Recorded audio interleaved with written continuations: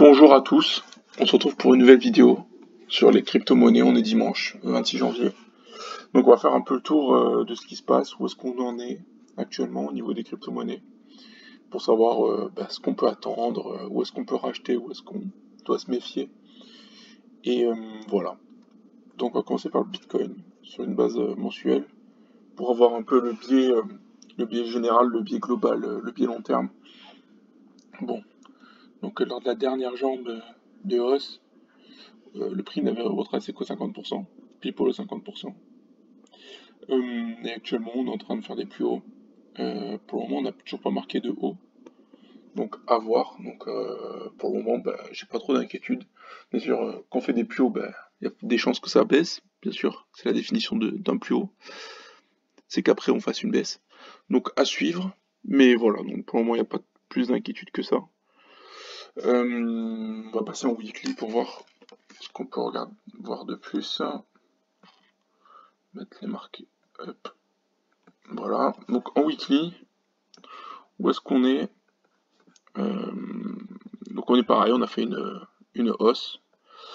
Je m'attendais à retracer un petit peu plus bas, pourquoi pas, ce qui n'a pas été le cas. Vous voyez, on est resté dans cette zone. On a marqué un plus haut, mais rien de flagrant. C'est en daily où c'était un peu plus intéressant d'observer. Où il y avait plus d'éléments pour pouvoir prendre une position. Donc en daily, on était dans ça. Ok, vous pouvez voir, on est dans cette grosse structure haussière. On n'a pas encore commencé à la retracer, cette structure haussière. On a le prix qui a évolué dans cette zone. Hop, vous avez vu, il a bien respecté, il n'a jamais clôturé en dessous. Et moi, la dimen qui m'intéressait, la zone qui m'intéressait, c'était celle-là. Et qu'au final, elle a super bien réagi. Malheureusement, moi, je ne suis pas rentré. J'ai juste regardé. Et donc, vous pouvez voir cette grande bougie du 13 janvier qui est venue récupérer tout le monde, qui est venue liquider beaucoup de monde, avant de faire un nouveau plus haut, un léger plus haut à 109 000 les débrouettes. Donc voilà, donc c'était la zone intéressante. Maintenant, moi, ce que j'attends pour un peu valider le scénario, c'est qu'on continue à monter et qu'on clôture au-dessus. Que le prix clôture au-dessus des 108 388,88 afin de voir la prochaine leg qui se dessine. Sinon, si je vais essayer de rechercher à rentrer sans qu'on clôture au-dessus de ça, j'attendrai qu'on vienne dans cette zone des 95 700 jusqu'aux 89 000. Donc ça va être intéressant à regarder. On va suivre où est-ce qu'on peut aller. Mais donc je m'attendais à ce mouvement sur le BTC, et que ce mouvement allait être plus corrélé avec les autres cryptos, mais ça n'a pas été le cas. On va aller voir le Injective que j'ai en position. Injective. Sur lequel j'ai une position donc où je pensais que ça allait décoller comme le Bitcoin, mais ça n'a pas été le cas, du moins ça a été moins flagrant. Du moins on a effacé tout ce qu'on a gagné en quelques semaines. Donc en monthly, bon, on est toujours pareil, on est hyper haussier. On a retracé dans cette grande leg, comme vous pouvez le voir. Bon, on retrace un peu nulle part en monthly, j'avoue. Mais donc on va regarder en weekly, qui va nous donner plus d'indications.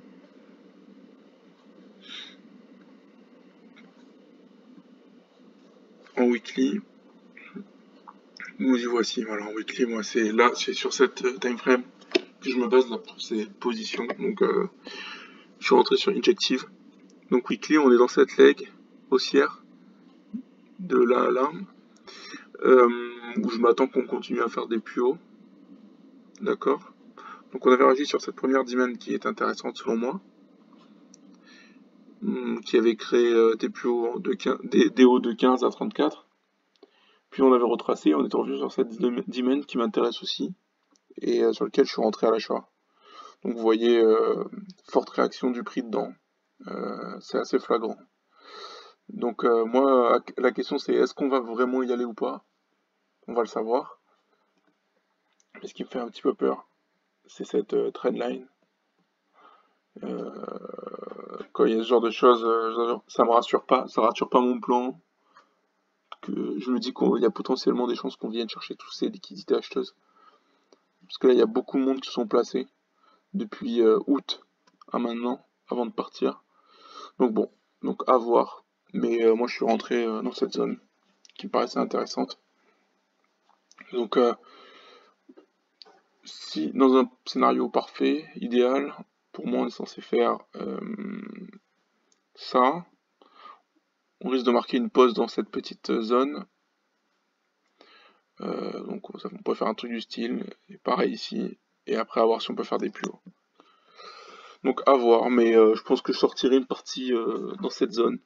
Je vais faire attention comment sera le marché à ce moment-là. En daily, c'est pas la même image qu'on a sur Injective. Vous allez le voir. Donc en daily, on est dans ce gros truc. On est dans cette grosse structure. Ça c'est la structure globale, d'accord. Puis après on la détaille. Moi j'appuie ça la swing structure et après la structure interne, qui est une décomposition de la swing en soi.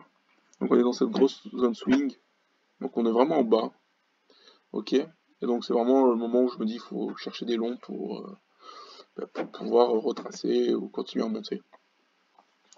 Donc dans cette swing, on a actuellement la structure interne qui est baissière. D'accord. Donc ce qui m'intéresserait, c'est qu'on vienne casser ça, les 30-72, ce qui n'est pas le cas. Mais comme vous pouvez le voir, pareil, on a créé cette zone en daily où le prix réagit fortement. Il réagit très bien. Bon, ça fait depuis déjà 7 jours qu'on est dessus, depuis une semaine. Bon, j'aimerais bien le voir un mouvement. Le premier mouvement qu'on avait fait, vous avez vu, on s'est arrêté directement dans cette supply que j'attendais. Voir si la réaction allait être minime ou plus impactante comme celle qu'on a eue. Et pareil ici, dès qu'on est monté, on s'est arrêté dedans. Donc à voir. Donc il y a beaucoup de zones à surveiller. Celle-là, qu'on va rentrer dedans, surtout qu'on prendra ce raid. En espérant qu'on passe facilement la prochaine. Et ainsi de suite. Parce qu'à mon avis, quand on passe ces deux-là, c'est la prochaine, c'est celle des 32. Donc ça va être intéressant à surveiller.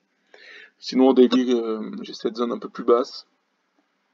Où le prix pourrait retracer avant de casser la structure interne. À voir. Qu'est-ce qu'on peut regarder? On peut regarder l'Ethereum. Ça peut être pas mal. Donc l'Ether. L'Ether qui bouge pas trop. Qui, pour moi, le moment où il fallait rentrer, c'était quand on était sur cette zone. C'était super intéressant. Maintenant, en zone un peu plus long terme que j'attendrai, c'est celle-là. Mais est-ce qu'on va y aller? Je pense pas. On va voir. Mais si on revient dans la zone des 2500, là, ça sera intéressant d'essayer de la payer. Mais comme on avait parlé dans les anciennes vidéos, en daily, j'avais cette zone qui m'intéressait et sur laquelle on est revenu pour essayer d'acheter. Et vous voyez, pareil, un rebond, deux rebonds, très très très puissante la zone. Il y a des beaux, comment dire, il y a des belles réactions. Donc à voir ce qu'on en fait. Mais pareil, là on est comme sur les autres cryptos, comme Injective et comme le Polka, comme tout, hein. À part le BTC, on a réagi sur les zones. Alors sur le 13 janvier, on a vu le BTC, il a réagi, mais sauf que lui est parti pour faire des plus hauts. Mais vous voyez, c'est pas le cas pour l'Ethereum et tous les autres. Donc je m'interroge. Après, je pense pas que ce soit fini au niveau du bull run. Je pense qu'il y a encore une bonne petite période. Pour le moment, je suis pas inquiet. Mais la question, c'est qu'est-ce qui se prépare parce que le prix il se développe à plat. Donc je pense pas que ce soit pour rien. Au niveau des annonces, on a les taux de la Fed le 29, donc dans 3 jours. Donc mercredi. Donc ça risque de bouger peut-être mercredi. À voir. Et donc voilà. Donc pour le moment, c'est plus de la patience, de l'attente. On est sur des zones intéressantes. Surtout sur Injective, Ethereum aussi, pourquoi pas en daily si on trouve des entrées, je sais pas. Par exemple en daily sur ces zones, si on regarde en 90 minutes, ce qu'on avait. Ouais, on aurait pu essayer de rentrer dans la zone des 3200. Bon alors est-ce que ça n'aurait pas été forcément concluant? Ou sinon, ce qu'on peut attendre pour essayer de rentrer à l'achat. On est sur les zones en fait, on est sur les zones. Mais faut quand même se couvrir parce qu'on n'est pas à l'abri d'un beau mouvement baissier qui ferait qu'on perde, je sais pas, actuellement, ouais, 20% du cours. Donc à voir, à suivre, ça va être intéressant. Donc voilà. Donc si ça vous a plu, n'hésitez pas à le faire savoir. N'hésitez pas à donner votre avis, à mettre un commentaire sur des points que vous aimeriez qu'on aborde. Et je vous souhaite de passer un bon week-end et une bonne semaine. La semaine prochaine, il y aura un contenu sur mon PEA où j'ai choisi des titres, on va dire atypiques. Et le but est de battre un indice que je vous partagerai la semaine prochaine. Donc on se dit à la semaine prochaine et faites attention sur les marchés et passez une bonne semaine.